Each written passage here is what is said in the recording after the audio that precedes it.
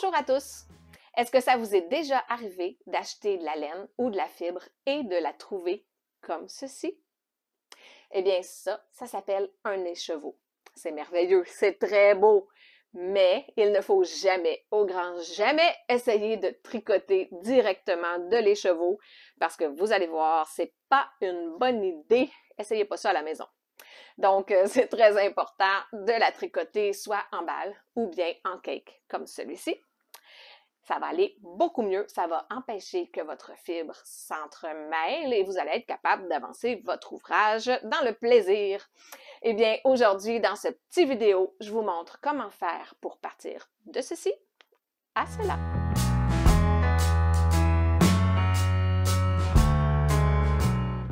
On pourrait penser que c'est simplement une histoire de teinturier et de teinturière parce que quand la fibre est teinte artisanalement, bien, on la retrouve en écheveau comme celui-ci.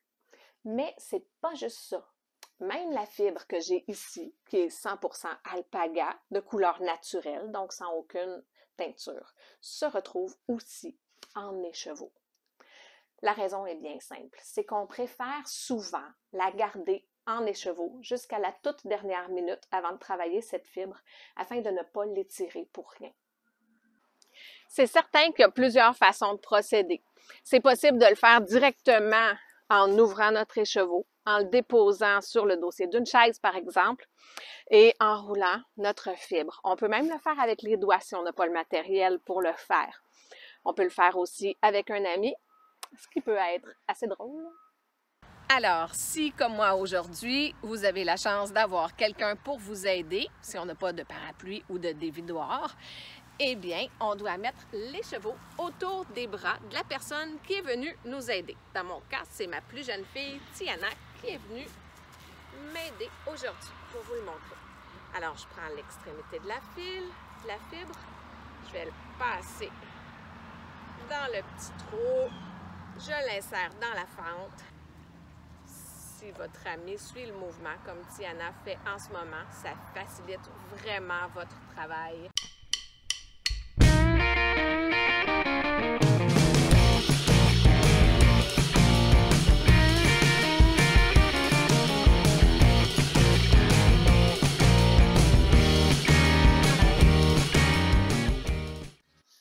Mais si vous avez tout le matériel nécessaire pour le faire, eh bien, c'est facilitant, ça aide.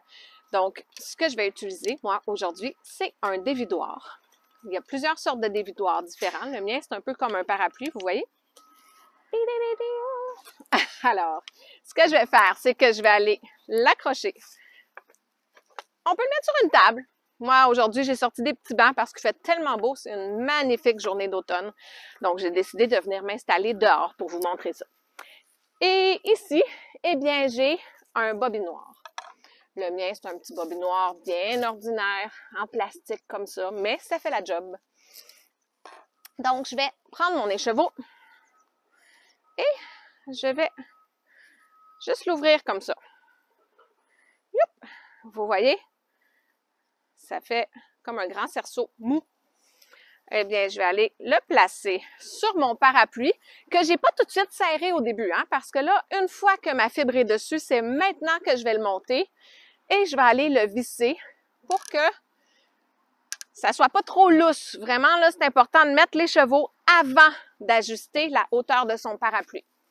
Et puis là, on voit que la fibre a été attachée, excusez-moi, à plusieurs endroits, pour éviter que ça s'en mêle lorsqu'ils ont fait l'écheveau. Donc, je vais aller défaire les petits nœuds. Quand ça se fait pas bien, si le nœud est trop difficile, eh bien, on peut tout simplement couper ce petit nœud-là. Et voilà, j'ai un petit bout de fil là, que je ne vais pas utiliser, mais c'est pas grave. Je tourne, je vais voir. Normalement, il est attaché au moins à 2 endroits, je vous dirais, pour s'assurer que l'écheveau ne se défasse pas. Même principe, pour aller plus vite aujourd'hui, je fais juste le couper. On pourrait aussi prendre le temps de bien défaire le nœud, mais c'est pas une grosse quantité de perdu. Eh bien, ensuite de ça, on trouve l'extrémité. Je vois ici mon extrémité. Lorsqu'on regarde de près, on voit que dans mon bobinoir, il y a un petit trou ici. Donc, je vais aller passer la fibre dedans Et je vais ensuite l'insérer dans la petite fente sur le dessus. Je vais le pencher pour que vous puissiez mieux voir. Vous voyez, il y a une petite craque sur le dessus.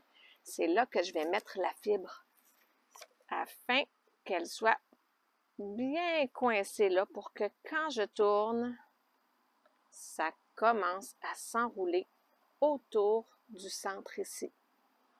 Je vais ensuite commencer à tourner. Hop, c'est parti! Maintenant, il ne me reste plus qu'à tourner. Vous voyez, le parapluie tourne, donc la fibre sort du parapluie pour aller se mettre ici. Maintenant, il faut juste être patient pour se rendre jusqu'au bout, sans aller trop vite toutefois, parce qu'on vérifie là, qu'il n'y ait pas de nœud qui se crée, que tout est bien positionné.